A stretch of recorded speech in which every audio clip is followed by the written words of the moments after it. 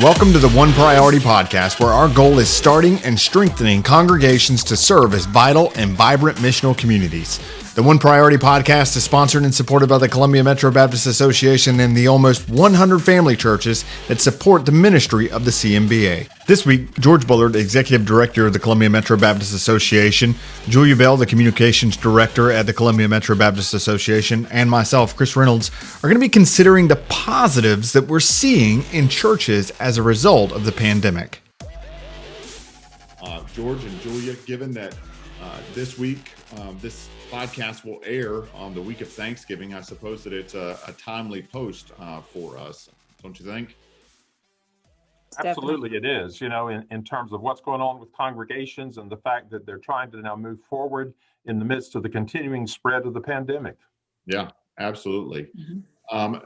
George, to get us started a little bit about this conversation, what's one of the greatest positives that you're seeing from the collective church as we've continued through the pandemic? I would really want to go back to a book by John Nesbitt called Mega Trends that came out in 1982, that one of the 10 mega trends he said that we would be facing is the simultaneous existence of high tech and high touch. And so what the pandemic has done is that it has forced our churches to move, some kicking and screaming, into the high-tech realm of being able to live stream and otherwise communicate digitally with their congregation when they couldn't communicate with them with high touch or literal touch. But they have tried to find ways and have found ways to be able to touch deeply their congregation. I think one of the best things that some of the congregations have done is that they have set up a pattern of their staff and key leaders calling by telephone every member of their church, every household, and checking with them and having a personal and warm conversation with them. I think that's a tremendous high-touch response to the high-tech relationship. And some have even done that several times over the last 9 months, and I applaud them for that. Now, do you see them continuing that pattern maybe after they get back into the if it ever returns to a sense of normal? Do you see them continuing that pattern for longer lengths of time? I've heard several churches talk about this, and what I suspect is that they will do it once or twice a year, where they'll call absolutely everybody on their rolls. They find out very interesting things going on in the households that they didn't know, including the fact people have moved or joined another church, or they've had this life experience. But really, it's been timely for them, and I think they have realized such many good benefits from it that they will continue it in one way or another. That's good. So, Chris, from a pastor's perspective, what trends are you encouraged by during this time? Well, I would say that from where I sit, as far as the church members go, I'm seeing that increased level of commitment for those that are showing up and they're a part of things. They are doing exactly what George had just mentioned, is that there's more of a willingness to be reaching out and connecting with others in the church body.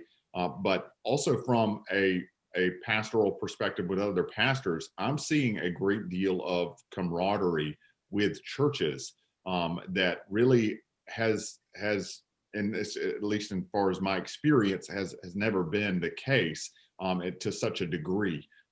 In my church experience, it's always been like there's been a lot of competition that can exist between churches, especially churches that are in close proximity with one another. But I'm seeing more pastors reaching out to other pastors for encouragement, for building up, and they're usually their neighbors. It's just churches that are a couple of miles down the road.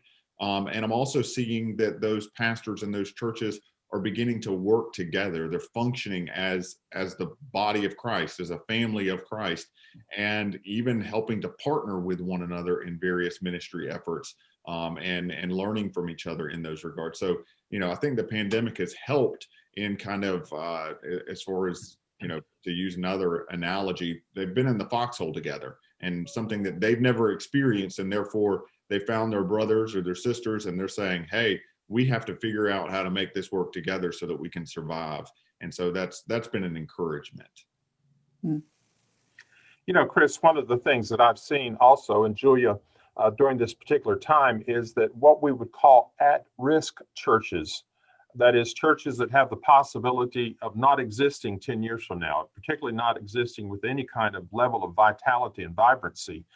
I've seen these churches that have been reaching out to us and expressing a willingness to look at different choices that they might have. In fact, last evening, the night before we recorded this, I was with two churches who were considering merger. And it was just a delight to see how they moved 2 or 3 more steps down the road. In other words, we're not pushing them. We've come to them at their request. And each time they meet, they get a little bit closer to one another. They start to deal with more difficult issues, and that's great. And so we're seeing, we've got about 8 churches that we're working with right now who are at risk, who have asked for assistance during this time. And generally they're going well. We've only had 1 disappointment, but every other one is going very well, and we're able to move forward with that. And I think that's a tremendous positive force, because what the pandemic has done is force people to address the reality before them that they were trying to deny. Right. Yeah. And that can be quite difficult. But you mentioned the at-risk churches, or as we call them here in the Columbia Metro, sort of unthriving congregations, because our desire is to see them re-thriving. But even the larger churches, they're considering how future ministry is going to take place. They're still seeking to advance the mission in the midst of the pandemic. And Barna recently released information that spoke about a hybrid church experience. What do you think about this hybrid model, and do you think it will be sustainable over the long term? Well, Chris, anytime you deal with research, you've got to understand some of the categories that they're talking about. Mm-hmm. And so if you don't mind, for just a minute or two, I'd like to help our audience see how Barna is defining 3 categories. Yeah. Number 1, he defines practicing Christians as those who are self-identified Christians who say their faith is very important in their lives and have attended a worship service within the past month, either digitally or in physical presence. Mm-hmm. So practicing Christians. The second category is churched adults. Mm-hmm. These are adults who have attended church at least once in the past 6 months. And so that's not exactly your active church membership. Right. Your practicing Christians is more your active church membership. And then there are unchurched adults who haven't attended church anytime in the last 6 months in terms of what's going on. Mm. And so what Barna is finding are some of the following things. 1 in 5 churched adults, remember churched, at least once in the last 6 months, has what Barna calls a high digital openness. In other words, they're open to that hybrid understanding of, when I'm able to go to church, that's the best. But digital works for me. Looking ahead, millennial church goers say that hybrid churches, just as much as physical churches, will be a good fit for them. So we're going to have generational issues. Yeah. The older people are, the longer they have been attending church already, the more they're going to want the high touch in physical space.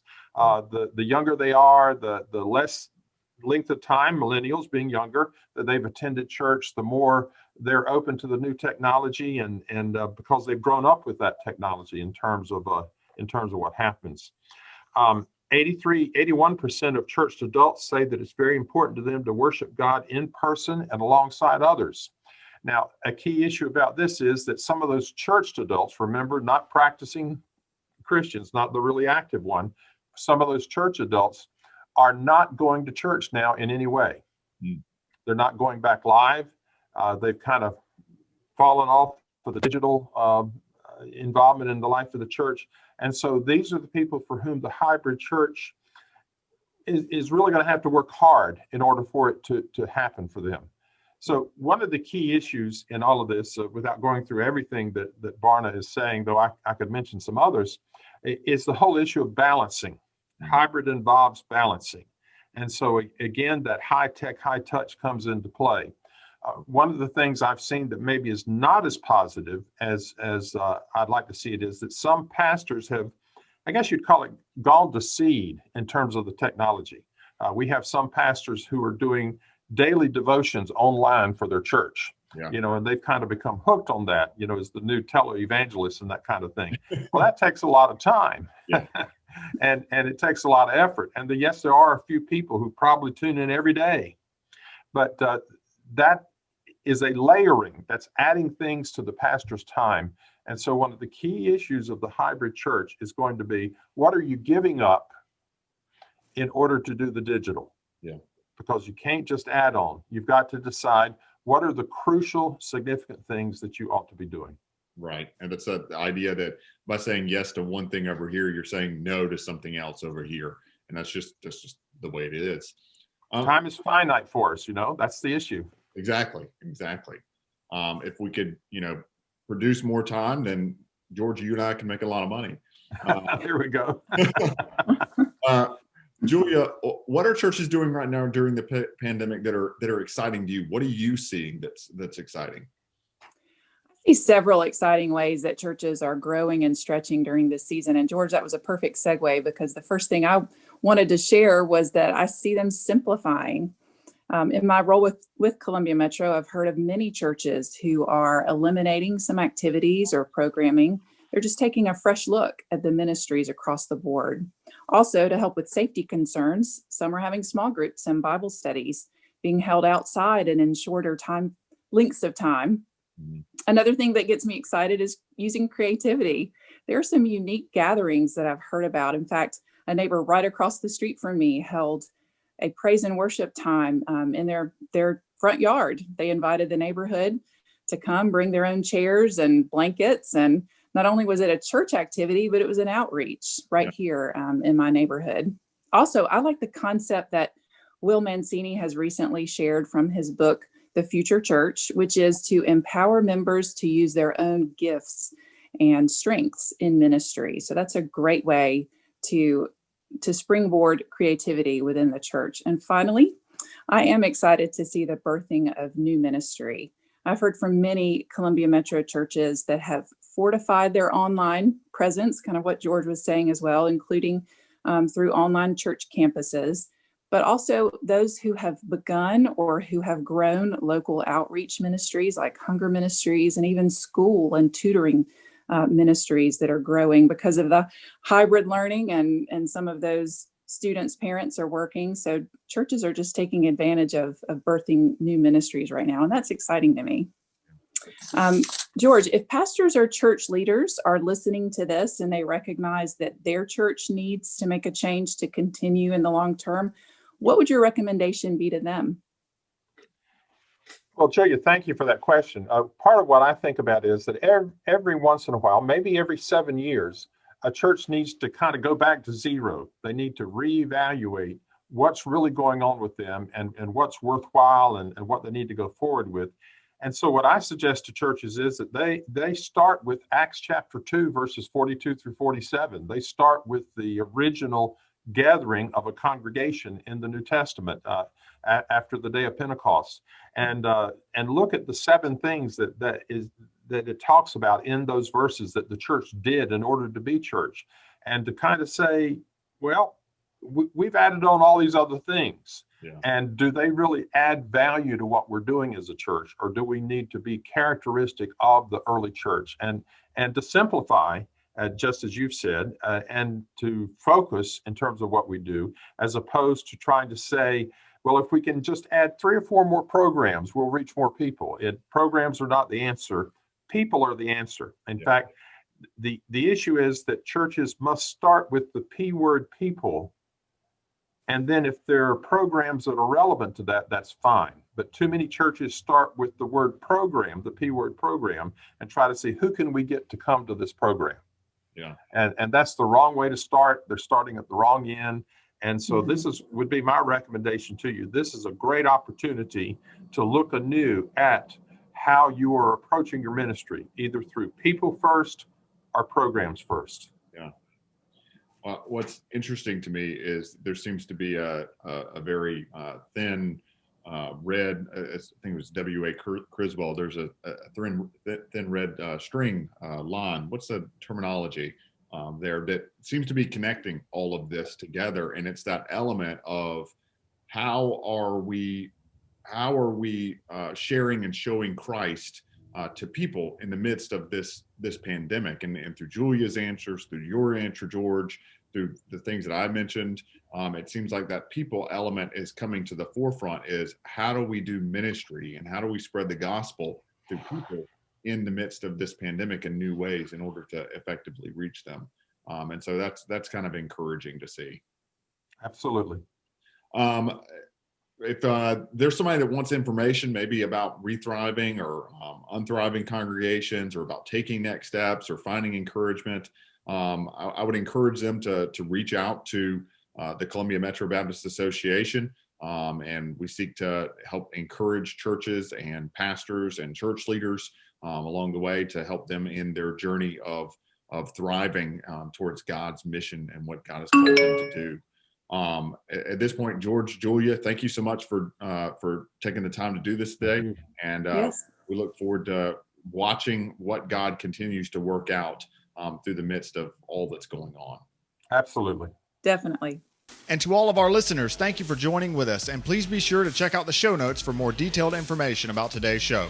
Also, if you found this podcast helpful for you and your ministry, share it with others so we can get the word out about what God is doing. Until next time, from all of us, we thank you for listening and urge you to share this podcast with everyone you know. It's the good news about the good news in the Columbia Metro Baptist Association.